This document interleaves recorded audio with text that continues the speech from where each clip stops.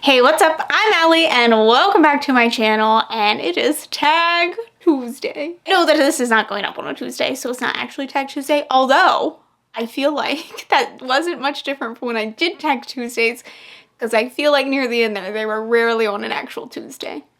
OGs will know. Well, probably more than that, because I did Tag Tuesdays for like 3 years straight. Anyway, I thought I would come back and do a tag. I really wanted to do kind of like just a cozy tag. I haven't really been feeling big videos right now and taking on big videos. It's been really busy. I also am trying to film up some things to post at the beginning of the year, so I've been just a little too busy. I found the Let It Snow book tag. Now, I do know that there have been other versions of this tag, but the one I'm doing is by Paperbacks and Planners. I will have their channel linked down below, and it is based around the song Let It Snow. I haven't really looked at these prompts. I'm just kind of blindly looking through this. I just was like, oh, this one looks cute. Let's do this. So we're going to see what I can come up with off the top of my noggin. Let's go. Look at my mug. Look at this mug. Look at it. Christmas cookie crumb patrol. Oh, it's so cute. Okay, anyway. Good shit. The weather outside is frightful. A book with a snowy setting. We hunt the flame. And this actually mostly takes place in a desert.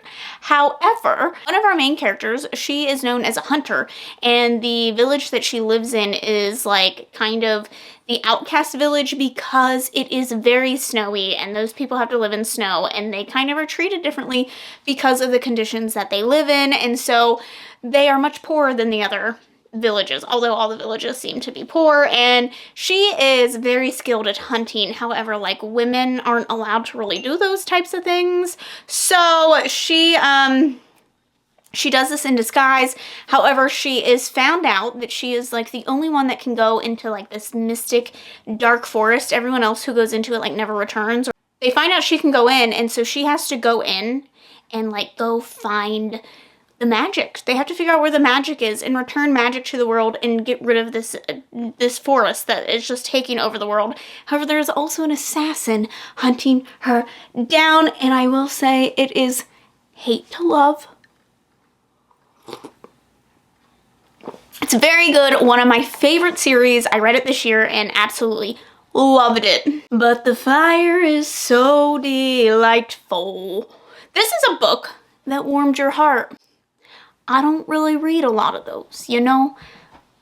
Don't really read a lot of those. I think I'm gonna go with The Girl from the Sea, which is a graphic novel, and it is stunning, it is beautiful, and it is about this young girl who like has this memory of like being saved by like this seal as a young girl, and as she gets older she like sees the seal again, and then this girl kind of shows up and basically is like professing her love for her, and that they're like soulmates, and they end up spending the summer together, and it's really cute. But it's also kind of about like saving the environment and things like that, and protecting kind of like endangered species, but also falling in love, and of course they're you know, being accepted by their families because and friends, mostly friends actually, not so much family but friends, and coming out to friends and how stressful that can be. And it is a stunning graphic novel, and it's beautiful, and I just highly recommend it. Since there's no place to go, this is a place you wish you could visit, and this could be real or fictional. I don't really want to visit many of the fictional worlds that I read about. The only one coming to mind is Mel the Chosen, because it is a middle grade graphic novel, and it's just really fun about this girl who goes into like this fantasy world to defeat this creature. Basically, like, he will grant you whatever you want, but there's a price to pay. And the thing is that she really wants to be older. She wants to make decisions for herself. So she goes into this world, and she's seen the costs that other people have had to pay. And she's like, oh my God, that's so mean. Like, you got this, but like the cost was way not worth it, kind of deal. So she's going to hunt him down and make him like pay for what he's done to these people. But of course, like, she is given the choice as well.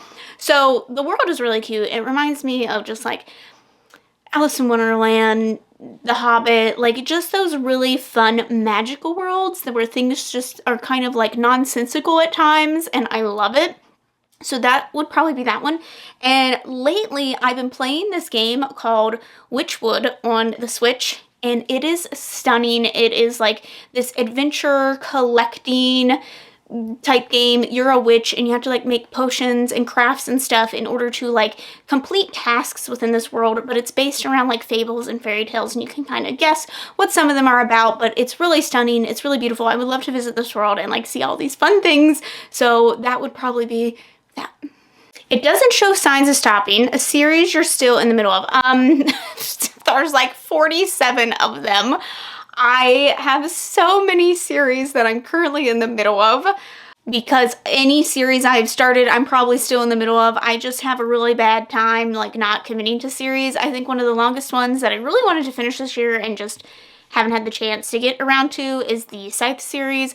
I still have to read The Toll, and I haven't read The Toll, and I'm just keep meaning to, so that one's pretty high up there. And then also Gideon the Ninth. However, I am waiting for the last book in the Gideon and the Ninth series to come out before I continue, because that's one of those books that I feel like I'm not going to remember very well because there's a lot to it. Same with Red Rising, although I don't have any excuses for Red Rising because those books are out. Now I have to do a reread at this point to figure out what happened because I forgot. There's that. Brought some corn for poppin'. This is a book you devoured. Oh, what would be a good one recently that I devoured? I actually read this in October, and I did talk about my wrap up, and it is an erotic book. It is quite short. It is a series. It is the Mindfuck series. The first one is called The Risk. This is about a woman who, like, obviously something has happened to her, and we're getting flashbacks, and it was like this group of men did something to her and someone else that she loves. And so she has grown up, changed a lot about herself, and she is now killing them off one by one. She is a serial killer. She tortures them and kills them. She ends up dating the FBI agent who is on the case looking for her.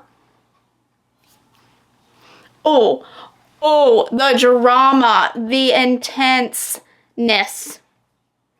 the nervousness of like figuring out what's going to happen next. And I will say this is gory. It does not leave out the details. So, you know, trigger warnings for gore, sexual assault. Really short. I read quickly through it. However, I do feel like the chemistry is still built up in that small amount of time. It's not just like here they are, they're like banging each other now. It is quite the build up, and I do actually like the storyline the most of all, and I just really enjoyed that. I am excited. I have bought the rest of the series, so I'm hoping at some point I can sit down and read the rest of those, because they will spicy. They were a little bit spicy, but also just very good shit. I love a woman.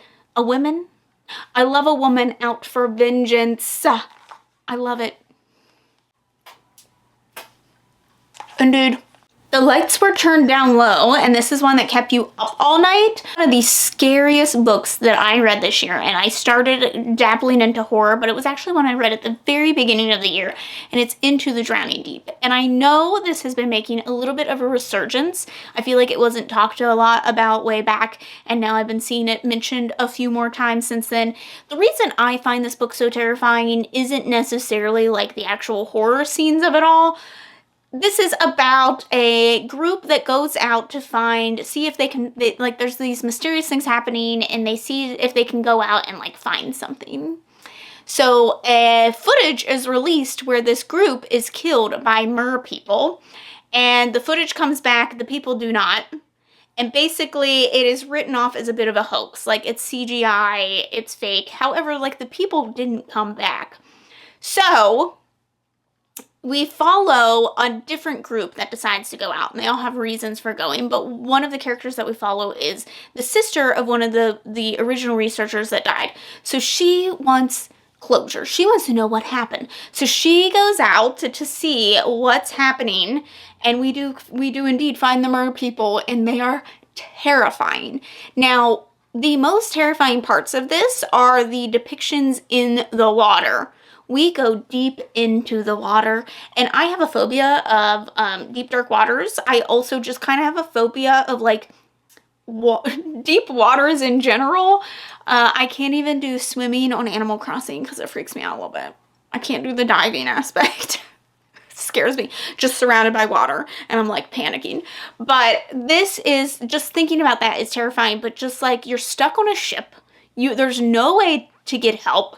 Things are all happening all around you. You don't know what's happening. You don't know why. You don't know how to like fix it. And it's just absolutely terrifying. It is like a night. It happens like, I feel like it's over, I think it's over like a span of a day. And it is terrifying at parts. And I still think it has written some of the best suspense scenes. It has a pretty diverse cast of characters. It is kind of romantic at times. But it is not lacking in like any department. It is so good. And I feel like everyone could be talking about it and it still would be underhyped, in my opinion. Let It Snow, Let It Snow, Let It Snow. And this is a winter recommendation. Like a winter read isn't necessarily that I always want to think of like snow.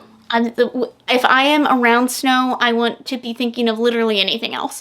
So I think of winter books. That tends to be when I want my more complex books, maybe fantasy or just longer drawn out stories. Just something that really makes me like sit down and contemplate what I'm reading. Whereas in the summertime, I like more like fast-paced reads. I like romances, things like that. Where in the winter, I feel like I have the time to sit down and really like ingest something, I guess, and stew on it. But for me, I'm gonna go with one. I feel like I've talked about this in like every video that I've done this year, but I can't help it because it is my favorite book of the year, and that is The Invisible Life of Addie LaRue. And I do think that there are scenes in this that like take place in the snow from what I can remember, but for the most part, like it's not even necessarily cozy at times. It does have cozy moments, but I do think that there is like a cold atmosphere to the book in general. And it's just like the way the characters like handle themselves, the way Addie herself is treated. And if you don't know what this book is, I don't know where you've been, but this is about a woman who makes a deal with essentially like the devil. And she wants to escape